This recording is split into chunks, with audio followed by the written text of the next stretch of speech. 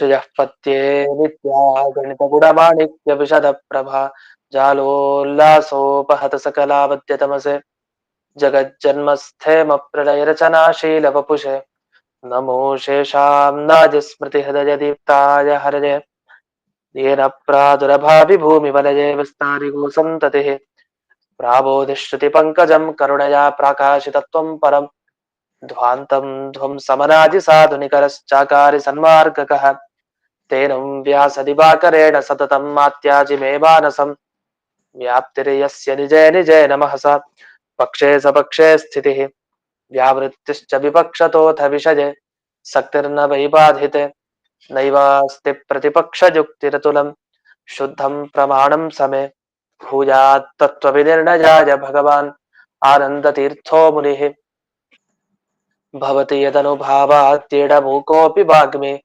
जडमतिरपि जन्तुर्जायते प्राज्ञमौलिः सकलवचनचेतो देवता भारती सा मम वचसि निधत्तां सन्निधिं मानसे च रमानिवासोचितवासभूमिः सन्न्यायरत्नावलिजन्मभूमिः वैराग्यभाग्यो मम पद्मनाभतीर्थामृताब्धिर्भवताद्विभूत्यै पदवाक्यप्रमाणज्ञान् प्रतिवादिमदच्छिदः श्रीमदक्षोभ्यतीर्थाख्यानुपतिष्ठे गुरून् मम श्रीमदानन्दतीर्थार्य सन्मनः सरसे भुवि अनुव्याख्याननलिने चञ्चले कतिमे मनः न शब्दाब्धौ गाढाः न च निगमचर्चासु चतुराः न च न्याये प्रौढाः न च विदितवेद्या अपि वयं परं श्रीमत्पूर्णप्रमतिगुरुकारुण्यसरणिं प्रपन्नामान्यास्मः किमपि च वदन्तोऽपि महताम् ॐ नारायणं निखिलपूर्णगुणैकदेहं निर्दोषमाप्यतममप्यखिलैः सुवाक्यैः अस्योद्भवादिदमशेषविशेषतोऽपि वन्द्यं सदा प्रियतमं मम सन्नमामि कुपिता हि पणच्छाया समीकृत्या परं सुखं सेवन्ते यत्पदं धीरास्तं भजे वल्लभं श्रियः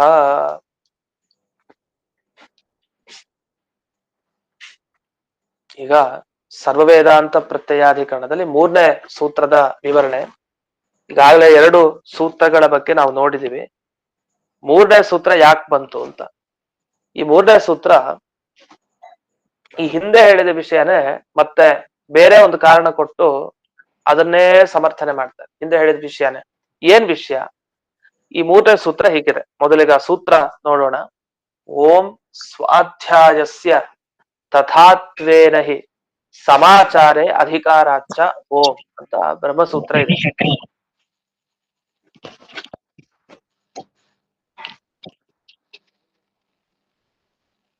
ಈ ಬ್ರಹ್ಮಸೂತ್ರದ ಅರ್ಥ ಈಗ ಸ್ವಾಧ್ಯಾಯಸ್ಯ ಅಂದ್ರೆ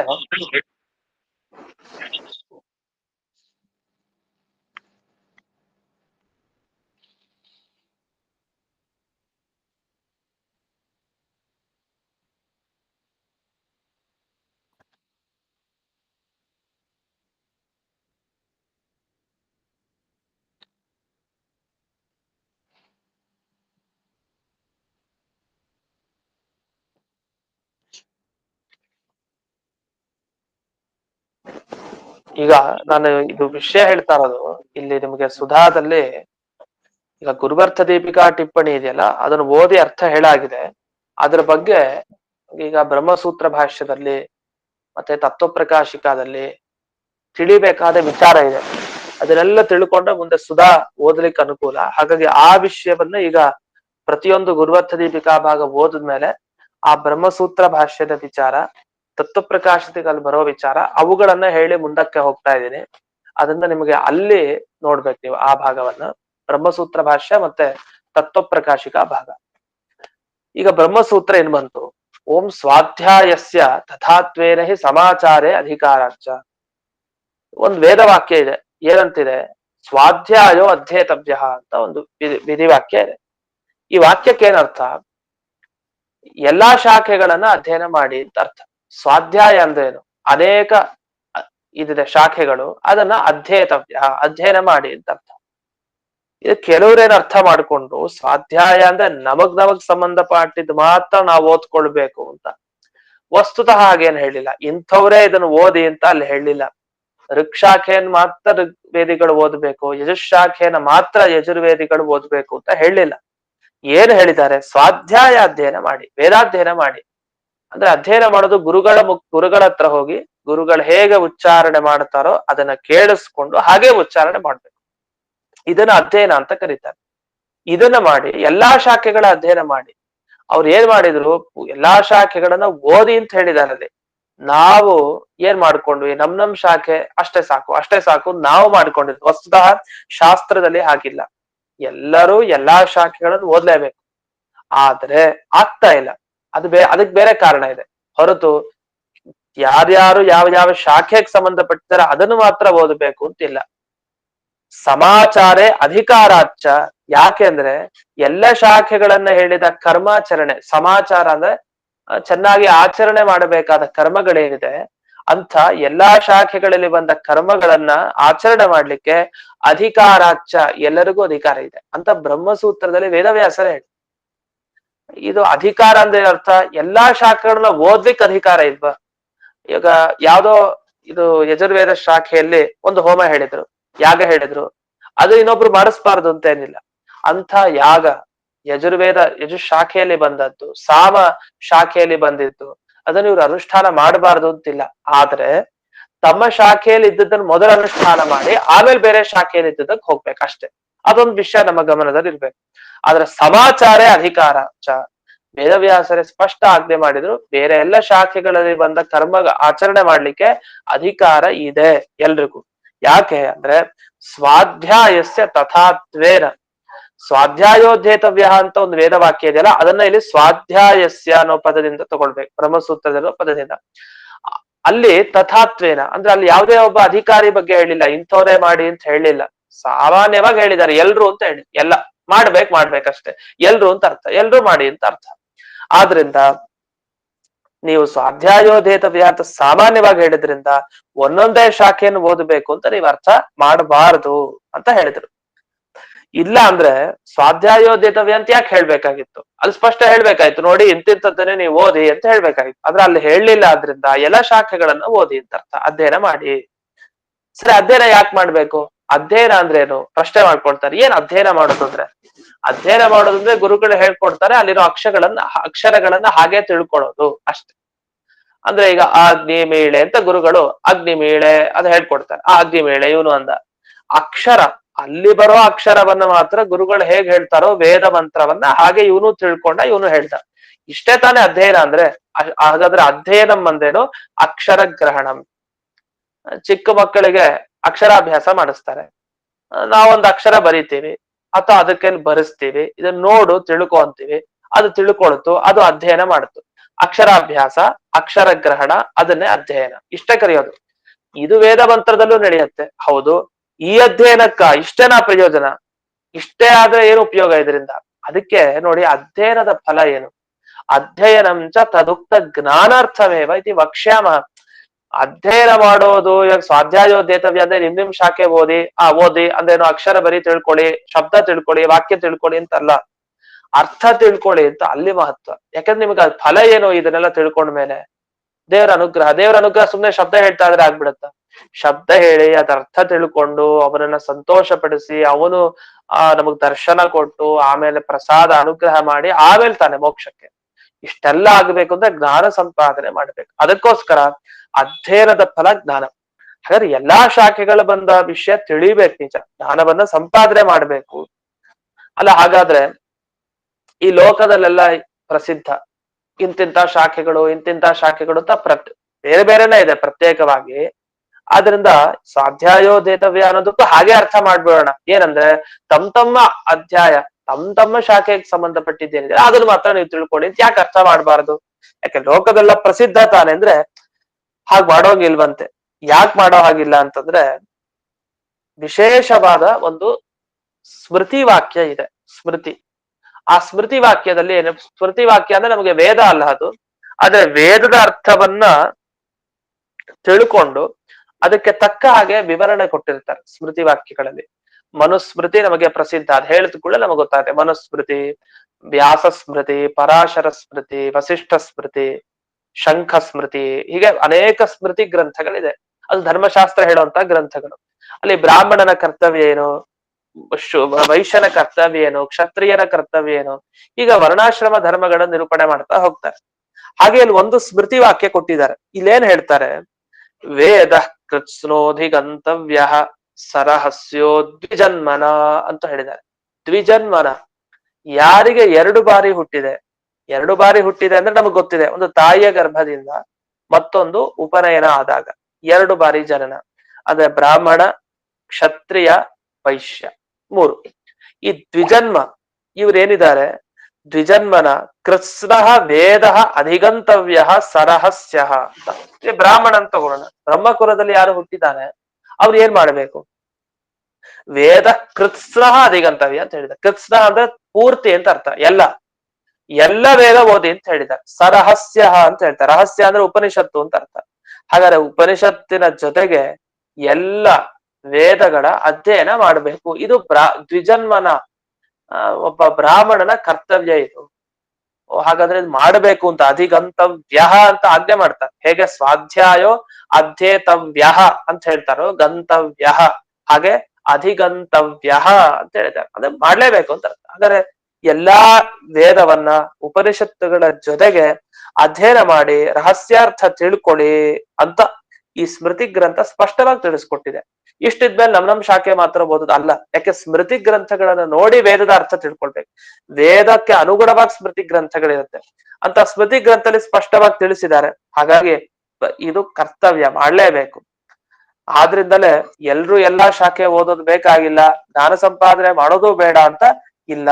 ಹಾಗಿದ್ರೆ ಸರಿ, ಹಾಗೆಂದೂ ಕೂಡ ಇಲ್ಲ ಅಂತ ಅದರ ಬಗ್ಗೆ ಹೇಳಿ ಮತ್ತೊಂದು ವಾಕ್ಯ ಕೊಡ್ತಾರೆ. ಉದಾಹರಣೆಗೆ ಒಂದು ಮಾತು ಬಂದಿದೆ, ಸರ್ವ ವೇದೋಕ್ತ ಮಾರ್ಗೇಣ ಕರ್ಮ ಕುರ್ವೀತ ನಿತ್ಯಶಃ ಆನಂದೋ ಹಿ ಫಲಂ ಯಸ್ಮಾತ್ ಅಂತ ಬ್ರಹ್ಮಸೂತ್ರ ಭಾಷ್ಯದಲ್ಲಿ ಆಚಾರ್ಯರ ಉಲ್ಲೇಖ ಮಾಡ್ತಾರೆ. ಅದು ಇದಕ್ಕೇನರ್ಥ ಅಂದ್ರೆ, ಎಲ್ಲ ವೇದದಲ್ಲಿ ಹೇಳಿದ ಕರ್ಮಗಳನ್ನ ಪ್ರತಿನಿತ್ಯ ಎಲ್ರೂ ಮಾಡ್ಬೇಕು. ಎಲ್ಲಾ ವೇದದ ಶಾಖೆಗಳಲ್ಲಿ ಏನು ವಿಷಯಗಳನ್ನ ಹೇಳಿದ್ದಾರೆ, ಈ ಯಜ್ಞ ಮಾಡಿ ಆ ಯಜ್ಞ ಮಾಡಿ ಹಾಗೆ ಎಲ್ಲ ಹೇಳಿರ್ತಾರಲ್ಲ, ಅದೆಲ್ಲ ಮಾಡ್ಬೇಕು ಅಂತ ಹೇಳಿದ್ದಾರೆ. ಇದನ್ನ ಯಾಕೆ ಹೇಳ್ತಾರೆ ಆಚಾರ್ಯರು, ಹೀಗೆ ಉಲ್ಲೇಖ ಯಾಕೆ ಮಾಡಿದ್ದಾರೆ ಇದನ್ನ ಅಂದ್ರೆ ಎಲ್ಲಾ ಶಾಖಾಧ್ಯಯನ ಮಾಡಬೇಕು ಅಂತ. ನಮ್ಗೆ ಮನಸ್ಸಲ್ಲಿ ಒಂದು ಪ್ರಶ್ನೆ ಇದ್ದೇ ಇರುತ್ತೆ, ಇವ್ರು ಎಲ್ಲಾ ಶಾಖೆ ಮಾಡಿ ಇರೋ ಒಂದು ಶಾಖೆನ ಓದೋದೇ ಕಷ್ಟ ಆಗಿದೆ. ಎಲ್ಲಾ ವೇದದ ಶಾಖೆಗಳನ್ನ ಅಧ್ಯಯನ ಮಾಡಿ ಮಾಡಿ ಎಲ್ಲಾ ಕರ್ಮಗಳನ್ನು ಮಾಡಿದ್ರೆ ಇದು ಹೇಗ್ ಸಾಧ್ಯ ಅಂತ. ನಿಜ, ಈ ಪ್ರಶ್ನೆಗೆ ಒಂದು ಉತ್ತರ ಕೊಡ್ತಾರೆ. ಇಲ್ಲಿ ಬ್ರಹ್ಮಸೂತ್ರದಲ್ಲಿ ಹಾಗೆ ಹೇಳಿದಾರೆ, ಅದನ್ನ ನಮಗೆ ಮಾಡ್ಲಿಕ್ಕೆ ಸಾಧ್ಯ ಇಲ್ವಲ್ಲ. ಯಾರಿಗ್ ಸಾಧ್ಯ? ಯಾರಿಗೂ ಸಾಧ್ಯ ಇಲ್ಲ ಎಲ್ಲಾ ವೇದದ ಶಾಖೆಗಳನ್ನ ಅಧ್ಯಯನ ಮಾಡ್ಲಿಕ್ಕೆ. ಒಂದು ಋಗ್ವೇದ ಶಾಖೆ ಅಧ್ಯಯನ ಮಾಡೋಷ್ಟೊತ್ತಿಗೆ ಜನ್ಮ ಕಳೆದೋಗುತ್ತೆ, ಸಾಧ್ಯನೇ ಇಲ್ಲ. ಅದು ಪೂರ್ಣ ಆಗೋದಿಲ್ಲ, ಕಷ್ಟ ಇದೆ. ಯಾಕೆಂದ್ರೆ ಶಾಖಾಧ್ಯಯನ ಅಂದ್ರೆ ಬರೀ ಮಂತ್ರ ಕಲ್ತ್ಕೊಳ್ಳೋದಲ್ಲ, ಅರ್ಥ ತಿಳಿಬೇಕಲ್ಲ, ಅದೆಲ್ಲ ಕಷ್ಟ. ಮತ್ ಹೇಗ್ ಸಾಧ್ಯ ಇದು?